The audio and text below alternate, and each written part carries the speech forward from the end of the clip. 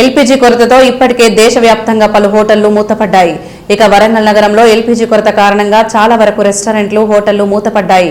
నెలకు కనీసం 100 commercial LPG సిలిండర్లు ఉపయోగించే వాళ్ళమని, ప్రస్తుతం వారం నుండి 3 సిలిండర్లు మాత్రమే వినియోగించామని, కస్టమర్కి 50 నుండి 60 రకాల వెరైటీలు అందించేవారమని, కానీ గ్యాస్ కొరత కారణంగా 2-3 వెరైటీలు అందిస్తున్నామని, ప్రతిరోజు ఉదయం నుండి రాత్రి 10:30 వరకు హోటల్ తెరిచి ఉంచేవారమని, గ్యాస్ కొరతతో ఉదయం కాసేపు, సాయంత్రం కాసేపు మాత్రమే హోటల్లో కార్యకలాపాలు నిర్వహిస్తున్నామని, యుద్ధం వల్ల తీవ్ర ఇబ్బందులు ఎదుర్కొంటున్నామని, రాను రాను ఇంకా ఇలానే కొనసాగితే ఆర్థికంగా చితికిపోవాల్సి వస్తుందని వ్యాపారులు అంటున్నారు. గ్యాస్ తో పాటు వంట నూనె ధర కూడా పెరిగిందని, యుద్ధం ప్రభావంతో కమర్షియల్ గ్యాస్ ఎల్పీజీలు సరఫరా లేదని, దీంతో హోటళ్లు మూసివేసే పరిస్థితి ఉందని, గ్యాస్ అందుబాటులో ఉన్నప్పుడు 10 నుండి 12 మంది కార్మికులు రోజు పనిచేసేవారని, గ్యాస్ కొరత వల్ల 4 కార్మికులు పనిచేస్తున్నారని, తాము కస్టమర్లకి కూడా సరిగ్గా కోరుకున్న ఆహారాన్ని అందించలేకపోతున్నామని మరో హోటల్ నిర్వాహకులు అంటున్నారు.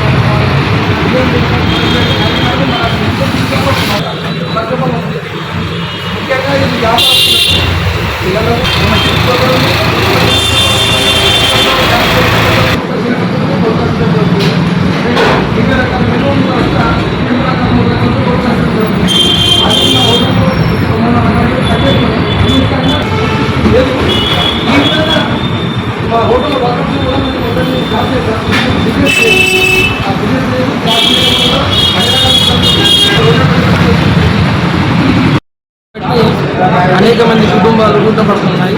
పరోక్షంగా మనం చాలా ఇబ్బంది పడుతున్నాం. ఇక్కడ మనకు తెలియకుండానే ఇతర కంట్రీల మీద ఆధారపడాల్సి వస్తుంది. ఇప్పుడు చూసాం, ఈ యుద్ధం చేపట్టి ఇన్నేళ్ళు మాకు ఇప్పుడు గ్యాస్ సంక్షోభం రాలేదు. ఇప్పుడు సడన్గా ఈ యుద్ధం చేపట్టి మనకి అక్కడ యుద్ధం జరుగుతుంది, అక్కడెక్కడ జరుగుతుంది, మనకి ఇక్కడ యుద్ధం జరుగుతుంది, మన దగ్గర ఏం లేదు. కానీ ఇక్కడ గ్యాస్ సంక్షోభం అయింది. ఏంటి ఇది అంటే మనకు తెలియకుండానే ఇతర దేశాల మీద ఆధారపడాల్సి వస్తుంది. అలాంటి గ్యాస్ వల్ల ప్రత్యక్షంగా మనం ఇబ్బంది పడుతున్నాం. ఇక్కడ ప్రతి ఒక్కరు ఇక్కడ వ్యాపారస్తులకు కానీ, చిన్న వ్యాపారస్తులు కానీ, పెద్ద హోటల్స్ కానీ, స్టార్ హోటల్స్ కానీ ప్రతి చూస్తారు. ప్రతి బెంగళూరు కానీ, కన్నడ కానీ ఎప్పుడో 3-4 రోజులు హోటల్స్ బంద్ అయిపోయింది. మన తెలంగాణలో కనీసం ఇప్పటివరకైనా గ్యాస్ వస్తుంది. రేపటి నుండి ఇక్కడ లేదని చెప్పి డిక్లేర్ చేశారు వాళ్ళందరూ.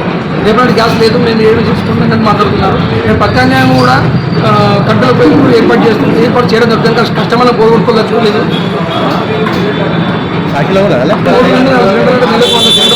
సిలిండర్లు పడతాయి. అలాంటిది ఒక వారం నుండి 3-4 సిలిండర్లు మేము మెయింటైన్ చేస్తున్నాం. అంటే 20-30 రకాల ఐటమ్ చేసే మేము కూడా 2-3 రకాల ఐటమ్స్ తోటి క్లోజ్ చేస్తున్నాం. ఒక టైమింగ్స్ పెట్టుకున్నాం. లిమిట్ టైంలో లైవ్ ఐటమ్స్ లేకుండా దోశ, పరోటా, చపాతీ ఇలాంటివన్నీ పనిచేసి ఓన్లీ బల్క్ చేసి పెట్టే ఐటమ్ అనుకోవాల్సి వస్తుంది. కస్టమర్ కూడా దాన్ని మమ్మల్ని చాలా నాలుగు వెళ్ళిపోతున్నారు. ఇంకా వెయిట్ ఐటమ్ లేకపోవడం వల్ల ఆధార్గా వేయలేకపోతున్నాం, పూర్తిగా వేయలేకపోతున్నాం. దానివల్ల మన డిప్రెషన్ కూడా పడిపోతూ ఉంది. ఎప్పుడు చేసినా కానీ కస్టమర్ సాటిస్ఫై చేయలేకపోతున్నాం. దీనివల్ల కొత్త ప్రాబ్లం ఏంటంటే గ్యాస్. ఉదయం వేస్తే రాత్రి గ్యాస్ మీద ఆధారపడింది. హోటల్ వ్యవస్థనే హోటల్కు నీరు ఎలాగో గ్యాస్ అలా.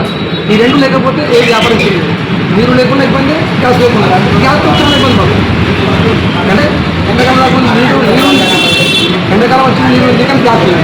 ఈ సీజన్లో మాకు పెళ్ళిళ్ళకి ఇంకా చాలా క్యాటరింగ్ తీసుకున్నాం. పెళ్ళిళ్ళకి క్యాటరింగ్ తీసుకున్నాం. గ్యాస్ సంక్షోభం అంటే ఆర్డర్లు క్యాన్సల్ చేస్తాం. రిటర్న్ ఇస్తే మాకు అది కూడా కనిపించింది. వ్యాపారాలు లేవు. క్యాటరింగ్ వ్యవస్థలో గుర్తుపడుతుంది. క్యాటరింగ్ కూడా చాలా మెయిన్ క్యాటరింగ్లో మొత్తం ఉండేది. పెళ్ళిళ్ళలో తెలుసు రకరకాల వంటకాలతో చేసే పెళ్ళిళ్ళు కూడా 3-4 రకాలతో చేస్తున్నాం. పెద్దగా అంటే లైవ్ ఐటమ్ చేయలేకపోతున్నాం. అక్కడ కూడా 3-4 గంటలు చేస్తున్నాం. వీళ్ళ సంఖ్యలో ఉన్న పిలిచే వాళ్ళని కూడా 100 రోజులు అయిపోతుంది. అంటే అన్ని రకాలుగా ఇబ్బంది పడుతున్నాం. ఈ గ్యాస్ తోడు కుటుంబాల వ్యవస్థ ఏదైతే ఉందో ప్రతి ఒక్కరు కుంటుపడి రోజులు వచ్చేసాయి. దయచేసి ఈ విషయాన్ని గ్రహించి గ్యాస్ రిలీజ్ చేయకూడదు.